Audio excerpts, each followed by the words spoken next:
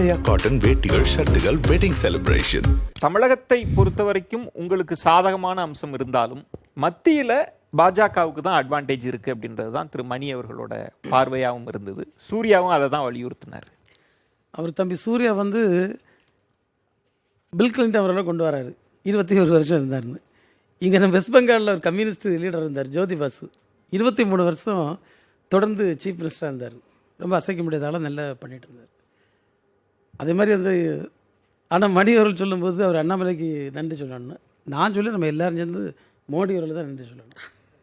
ஏன்னா அவருக்கு சுய ரூபத்தை அவர் காட்டினார். அதனால தான் முதல்ல இவங்க வந்து நாங்கள் 400 ஜெயிப்போம்னு சொன்னாங்க. பிறகு வந்து 300+ சொன்னாங்க. இப்போ தனிப்பெருங்கட்சியாக வருவோன்னு சொன்னாங்க. அமித்ஷா வந்து இப்போ 5 கட்ட முடிவிலே 320 உறுதி ஆயிடுச்சுன்றாரு. இப்பயே உறுதின்றாரு. இப்போ தனிப்பெருங்கட்சின்னு சொன்னாங்க. சார் இது ஒன்றுமே வேலைக்கு ஆகுது. எப்படின்னா நீங்கள் வந்து இந்திய நாட்டிற்கு என்று வரலாறு இருக்கிறது. இங்களுடைய மக்கள் இப்போ வந்து கல்வி அறிவும் வந்துட்டது. நீங்கள் பார்த்தீங்கன்னா அரபு நாடுகளில் 9% இஸ்லாமியர்கள், 90%த்துக்கு மேற்பட்ட இஸ்லாமியர்களும் 9% இந்தியர்களும் அங்கே வாழுகிறார்கள். இந்த 9% உள்ள எல்லாருக்கும் தாலியும் கரெக்டாக தான் இருக்குது. எந்த தாலியும் யாரும் எடுத்துகிட்டு போகல. ஆனால் ஒரு பிரதமர் இங்கே பேசுகிறார், இந்தியாவில் இந்துக்களுக்கு பெரிய அச்சுறுத்தல் ஆகிவிட்டது. காங்கிரஸ் ஆட்சிக்கு வந்தால் உங்கள் மங்கள் சூத்திர தாலி எடுத்துகிட்டு போயிடும். உன் வீட்டில் 2 எருமை மாடு இருந்தால் ஒரு எருமை மாட்டை கொண்டு போயிடுவான். நீ வந்து 15% நம்முடைய இந்திய பொருளாதாரத்தை வந்து இஸ்லாமியர்களுக்கு கொடுப்பேன்னு காங்கிரஸ் முடிவு செய்து விட்டது. இது என்ன பேச்சு? இப்படி பேசலாமா? ஒரு பிரதமர் வாயிலிருந்து வரக்கூடிய வார்த்தைகள் எவ்வளவு கண்ணியமாக இருக்க வேண்டும், எவ்வளவு கவனமாக இருக்க வேண்டும். அது தேசத்தின் ஒற்றுமைக்கு எந்த விதத்திலும் குந்தகம் விளைவிக்கக்கூடாது. ஆனால் அதெல்லாம் கடுகளவு கூட அவர் யோசிக்காமல் அவ்வளவு நீங்கள் வந்து இதுக்கெல்லாம் உச்சமாக அவர் சொன்னார், காங்கிரஸ் ஆட்சிக்கு வந்தால் புல்டோசர் போட்டு ராமர் கோயிலை இடித்து விடுவார்கள், பாபர் மசீதினுடைய பூட்டை ராமர் கோயிலுக்கு போட்டு விடுவார்கள். இதில் எவ்வளோ அபத்தமான பேச்சு.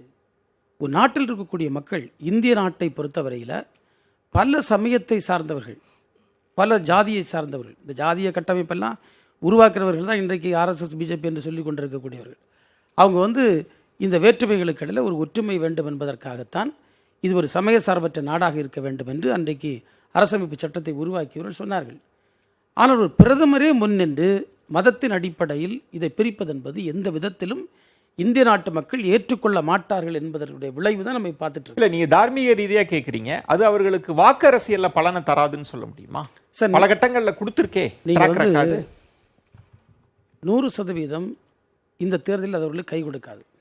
நான் தான் உங்கள்கிட்ட சொன்னேன், இந்த தேர்தலுடைய திருப்புமுனை என்பது அவர்கள் இதுக்கு முன்னால் எப்போதெல்லாம் இந்த மதம் என்ற ஆயுதத்தை எடுத்தார்களோ அப்போது காங்கிரஸ் கட்சியும் அது கொஞ்சம் பயப்பட்டுன்னு தான் நான் சொல்லுவேன்.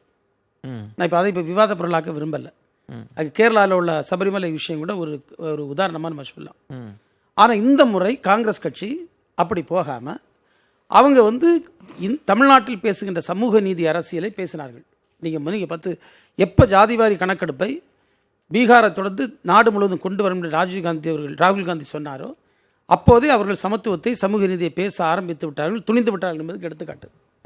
எப்போது ராமர் கோயில் அழைப்புதல் ஏற்று அங்கு செல்லவில்லையோ அன்றைக்கே முடிவு செய்து விட்டார்கள், ஒரு மத சார்பு அரசியலுக்குள்ளே நான் போக வேண்டாம் என்று முடிவு செய்து விட்டார்கள். இப்போ நீங்கள் பார்த்தீங்கன்னா இதில் கூட தேர்தல் வாக்குறுதி, 2 கட்சி தேர்தல் வாக்குறுதி பாருங்கள். பாஜகவுடைய தேர்தல் வாக்குறுதி சொல்லும்படியாக எதுவுமே இல்லை. அவங்க 2047 பற்றி பேசாங்க, நான் வல்லரசு ஆகிறோம். இது பலரும் பேசின விஷயங்கள் தான், நம்ம அதுக்குள்ளே ஒன்று பெருசாக பேசலை. ஆனால் 21 வரை நீங்கள் 2 தேர்தல் வாக்குறுதிகள் அளித்தீர்கள், 14 ஒன்று, அதுக்கு பிறகு ஒன்று.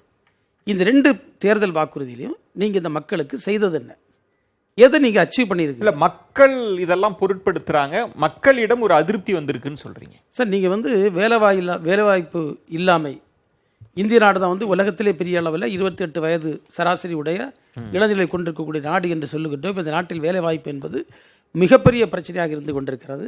இதை எல்லோருமே ஏற்றுக்கொள்கிறார்கள். ஒன்று, விலைவாசி உயர்வு நீங்கள் யாருக்கு தெரியாது? நமக்கு தெரியாது, ஆனால் காமன் மேனுக்கு தெரியும். அந்த ஒரு அம்மா வந்து ஒரு கேஸ் வாங்க போகுதுன்னா 413 ரூபா கேஸ் வந்து எப்படி 1100 போச்சுன்னு தெரியாதா? ஒவ்வொரு நம்முடைய சகோதரர்களும் ஒரு பெட்ரோல் பங்கில் கொண்டு வண்டியை விட சமயத்தில் ஓகே. இந்த வண்டியில் வந்து எவ்வளோ ரூபா நான் கூடுதல் செலவு பண்ணேன்னு தெரியாதா? எனவே இன்னைக்கு சாமானியனை பாதிக்கக்கூடிய விலைவாசி ஒரு தான் நான் பேசிட்டு இருக்கேன். ஸோ மக்களை பாதிக்கக்கூடிய அம்சங்கள் இந்த அரசுக்கு எதிராக திரும்பும் அப்படின்றீங்க. இதற்கான பதில் இதற்கான விவாதமாவே போகலாம். சூர்யா, ஒரே நிமிஷம். நீங்க பாத்தீங்கன்னா மோடி அவர்கள் என்ன சொல்லியிருக்கணும்னா, இதை வைத்து அவர் பேசியிருக்கணும். நீங்க எங்கேயாவது அவருக்கு இதை மையப்படுத்தி பேச, நீங்க வந்து ராமராஜ்யம் தொடரணுமா, இல்ல நீங்க வந்து பாபர் மசூதிக்கு அந்த வாக்கு வங்கி, ஜிகாத் வாக்கு வங்கி தொடரணுமான்னு கேட்க பேசலாம். எவ்வளவு அபத்தமான பேசலாம்.